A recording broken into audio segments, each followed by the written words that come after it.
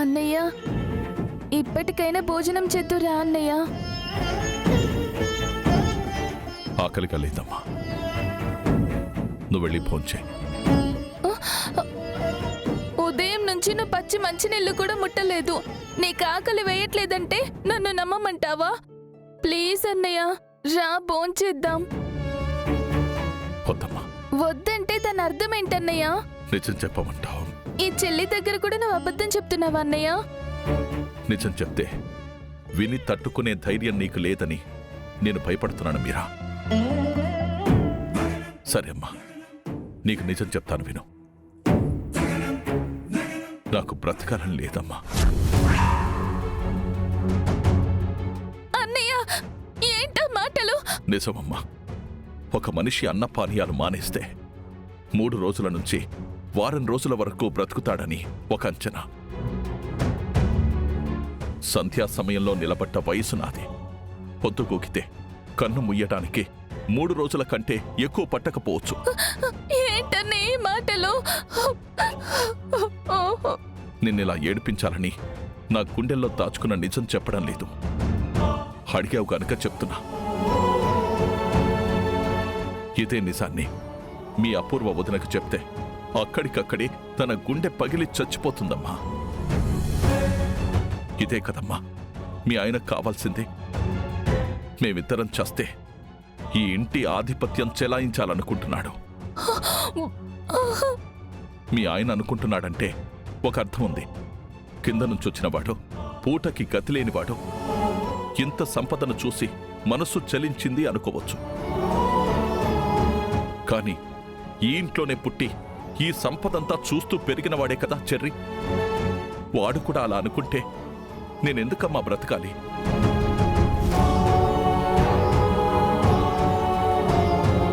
నా కూతురు నక్షత్ర మెడలో అన్యాయంగా తాళి కట్టినా నేనెందుకు క్షమించాను మీరా? నా చెల్లెలు కొడుకనే కదా. వాడే నా శరీరంలో క్యాన్సర్లా మారిపోతున్నాడు అంటే ఇక నేను ఎందుకు బ్రతకాలి మీరా? అన్నయ్య, నువ్వు వదిన లేకపోతే నేను మాత్రం బ్రతుకుతాననుకుంటున్నావా అన్నయ్య?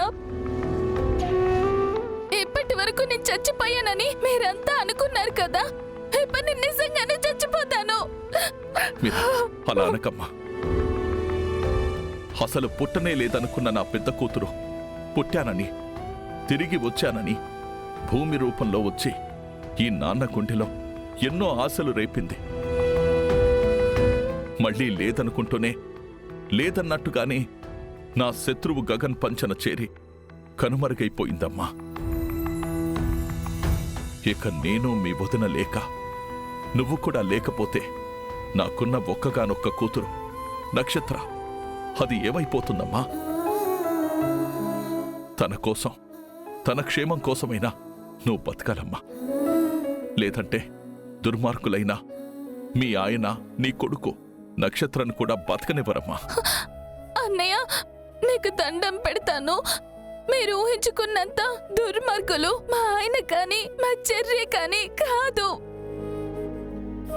కేవలం ఆ గగనిగాడి మాటలు విని క్షణకాలం చెల్లించుకున్న మనసుతో వాడికి సాయం చేసుండొచ్చన్నయ్య. ఇకపై అలా జరగకుండా నేను చూసుకుంటాను. అంతేగాని ఈ లోకం విడిచి వెళ్ళిపోతానని నువ్వు అసలు అంత పెద్ద పెద్ద మాటలు అనొద్దన్నయ్య. వదినా, నువ్వు లేకపోతే నేను బ్రతకలేనన్నయ్య. ఒక్క నిమిషం ఇక్కడే ఉండు.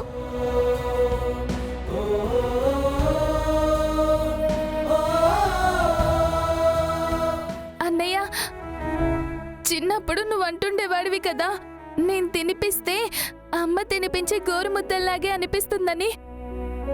నేనిప్పుడు నీకు తినిపిస్తాను. అదే అమ్మ తినిపిస్తున్నట్టు అనుకోవాలి నువ్వు. రా అన్నయ్య, తిను ప్లీజ్. రా అన్నయ్య, రా.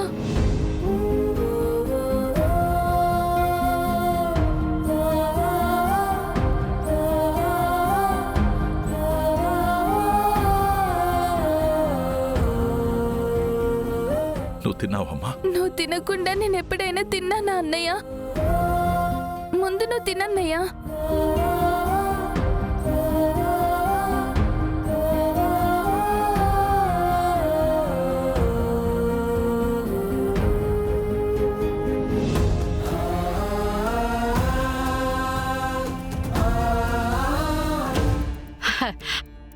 అమ్మో అమ్మో అమ్మో నువ్వు మామూలు హంతకురాలివి కాదమ్మాయే. దేవుణ్ణే చంపేసి పక్కనున్న దేవుడి మీద తోసేసేంత దేవాంతకురాలివి. మమ్మీ, నువ్వు మీరా అత్తని చంపలేదన్న ఆనందంలో నిజంగానే మన గోరింటక్కుకి పిచ్చి పట్టినట్టుంది మమ్మీ. అది మాత్రం నిజం అమ్మాయి.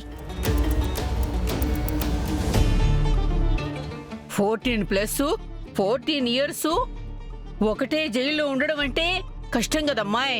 పిచ్చి పిన్ని, ఒక మర్డర్ నుంచి తప్పించుకోవడానికి ఇంకో మర్డర్ చేస్తానని నా గురించి ఎలా అనుకున్నావు? నీతిగా నిజాయితీగా బతుకుతున్న వాళ్ళు నాటకం ఆడితే వాడికి ఎమోషనల్ కనెక్షన్ ఇవ్వాలి పిన్ని.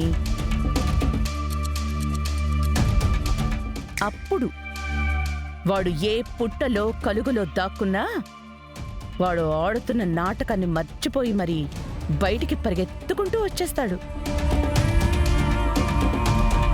ఆ చెర్రిగాడు బతుకున్నాడని తెలిసిన తర్వాత నేను చేసింది అదే.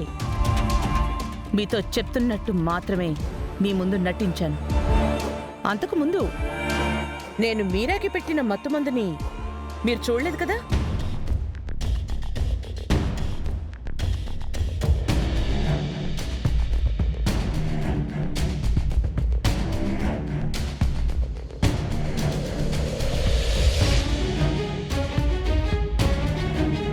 అమ్మాయి అమ్మాయి అమ్మాయి ఏది ఏమైనా కానమ్మాయి, నువ్వు పక్కనుంటే నేను కూడా ఒక 2-3 మర్డర్లు చేసేసి ఈజీగా తప్పించుకోగలను అన్న నమ్మకాన్ని నువ్వు ఇచ్చేసావమ్మాయి.